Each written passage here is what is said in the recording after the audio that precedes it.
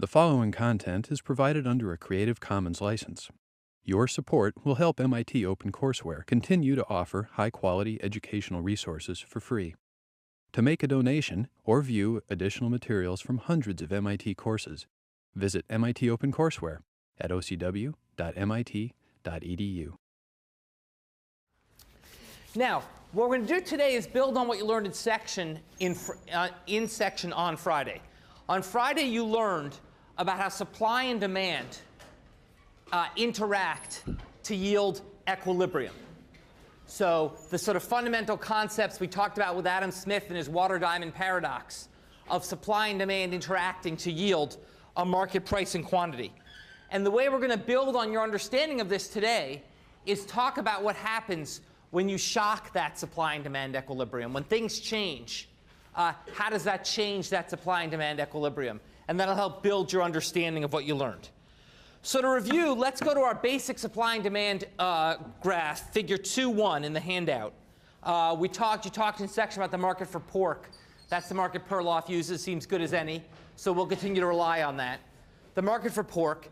And in pork, in this pork market, you have a demand curve and a supply curve. Now, let's remember, it's critical to remember what these curves represent. Once again, for this course, ideally, you will understand all concepts on 3 levels: intuitively, graphically, and mathematically. Okay? But the intuitive is the most important, especially for those of you who aren't going to go on and do a whole lot of economics, where this is just sort of one of the few economics courses you'll take. It's very important for your lives and on using economics to understand this intuitively. So intuitively, let's talk about what the demand curve represents. OK, can anyone tell me what does the demand curve represent from what you learned on Friday? Did anyone just take a shot? There's no word. Just yeah, go ahead. The willingness of consumers to buy a certain product. Exactly. The willingness of consumers. I'm going to change your words just a bit because words are important. The willingness of consumers to pay. The willingness to pay. And the difference with buy is it's really because at different amounts they're going to be willing to pay different amounts. So it's the willingness of consumers to pay for the good. Okay? The willingness of consumers to pay for the good. So what this says is that each point in the demand curve represents the price consumers are willing to pay for that quantity. And it's downward sloping. The demand curve is downward sloping because as the price goes up, consumers are willing to buy less, willing to pay. Consumers are willing to buy less of a good. Okay, so their willingness to pay changes. Okay, so that's the demand curve. Now, what about the supply curve? What's the supply curve represent? Anyone? Yeah. Pretty much the opposite of the willingness of producers to produce, like how much they're going to charge for a certain. Yeah. The willingness of producers to supply the good. So how much they're going to charge for a given quantity of the good. And once again, and that is upward sloping because as the price rises, they're willing to supply more. So as the price rises, consumers demand less. As the price rises, producers produce more. Okay? And equilibrium is that point where supply equals demand. Equilibrium equals happiness. Okay? It's the point where suppliers and demanders are both happy. Okay? They're both happy because at a point such as E, the amount that consumers demand at that price is equal to the amount suppliers are willing to supply at that price. Okay? So they're jointly happy. You've reached a point where consumers want a certain amount at a certain price. At that price, producers say, great, you want E, I'm happy to produce E at that price. So we've reached equilibrium. Okay? Now, let's talk about what happens when we shock that equilibrium. Okay? This is the market for pork. Okay? Imagine that the price of beef rises. The price of beef rises. Can anyone give me a guess as to what that does to the market for pork? The price of beef rises. What does that do to the market for pork? Yeah? It reduces the demand. It what? Reduces the demand. Why would it reduce the demand for pork? Because the price and the demand reduces. But I didn't say the price of pork rises, I said the price of beef rises. And how does beef relate to pork? They're substitutes. Exactly. So when the price of beef rises, what has that affect people's demand for pork? Increases it. Exactly, because they're substitutes. What we're going to learn critically as we go through is what's going to determine these demand curves, importantly, is going to be substitutability across goods. So here we have a situation where the substitute for pork has gotten more expensive. As a result, people want more pork. Okay? That is a shift out in the demand curve, or shift up in the demand curve. Okay? A shift up in the demand, up or out, depending how it's out into space or up vertically in the demand curve. So what happens here is that folks shift to consuming pork, so they want more of it. Okay? So we're initial equilibrium. We just made up some numbers here. We're initial equilibrium here at 220 millions of kilograms of pork a year and a price of $3 a kilogram. Okay? That was the initial equilibrium. That was the point where demanders and suppliers were happy.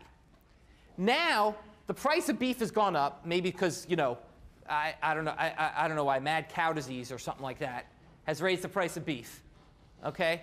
So now people are saying, hey, we want more pork. That shifts the demand curve out.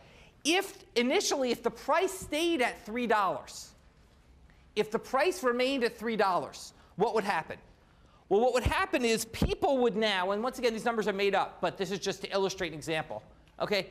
People would now say, gee, at a price of $3 and this further out demand curve, now I'm on figure 2.2 if you haven't picked that up. Okay? I want 232 millions of kilograms of pork a year. Not I person, that'd be like Homer. I mean, like, you know, everybody wants 232 millions of kilograms of pork a year. Okay? I hope you guys don't get tired of Simpsons references.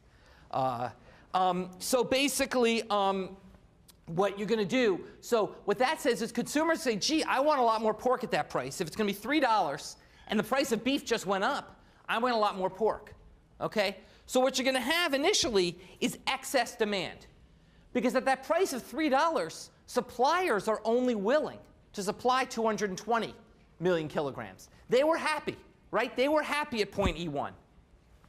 When you come along and you say consumers now want more, they say, well, we're not happy to provide more at that price. If you want more, we're going to have to charge a higher price. So they say, if you want more pork, we're going to have to produce more. So we're going to slide up the supply curve.